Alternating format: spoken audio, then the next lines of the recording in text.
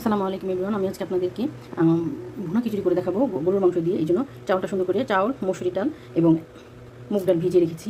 এখানে 1 কাপ চাউল এবং আধা কাপ করে মসুরি ডাল এবং মুগ ডাল ভেজানো আছে। এখানে দুইটা টমেটো, একটা আলু এবং কিছু কাঁচামরিচ নিয়ে নিয়েছি।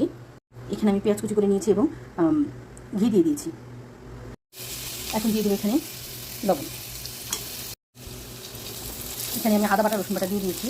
এখন আদা বাটা রসুন দিয়ে ভালো করে একটু ভেজে নেব এবং এখানে দিয়ে দেবো আধা চামচ হলুদ। যেহেতু আমার মাংসের মধ্যে সব ধরনের মশলা আছে, এই জন্য আধা চামচ হলুদের গুঁড়ো দিয়ে দিয়েছি।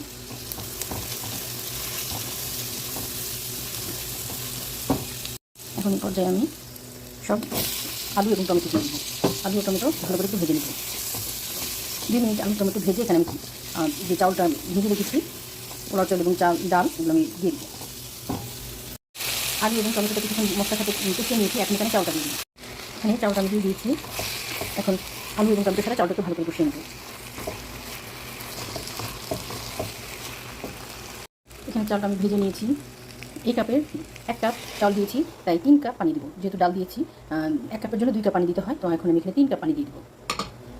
এখানে পানিটা আমি দিয়ে দিয়েছি। এখন এই পর্যায়ে ঢেকে রান্না করবো, এটা একটু হালকা কমে আসা পর্যন্ত। এখন এই পর্যায়ে আমি রান্না করা গোশ দিয়ে দেবো। গোশটা দিয়ে ভালো করে যেহেতু পানিটা একটু হালকা কমে আসে, এই পানির মধ্যে এখন দমে গোশ সহ এই পোলাও চালটা এবং ডালটা রান্না করে নেব।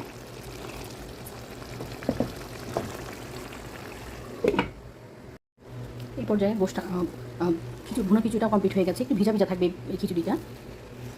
হয়ে গেছে আমার গরুর মাংস দিয়ে ভুনা খিচুড়ি রেসিপি। এখন আমি আপনাদেরকে সার্ভ করে দেখাচ্ছি। হয়ে গেছে আমার গরুর মাংস দিয়ে ভুনা খিচুড়ি রেসিপি।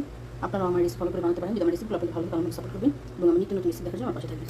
ভালো লাগলে লাইক, কমেন্ট এবং শেয়ার করবেন। যারা আমাকে সাপোর্ট করতেছেন তাদেরকে অসংখ্য অসংখ্য ধন্যবাদ। আর যারা এখন আমাকে ফলো করেনি, আমাকে ফেসবুক থেকে ফলো করবেন এবং কমেন্ট করবেন আমার রেসিপিগুলো আপনাদের কেমন লাগে। কে কোথা থেকে আমার ফেসবুক থেকে আমার রেসিপিগুলো দেখছেন কমেন্ট করবেন।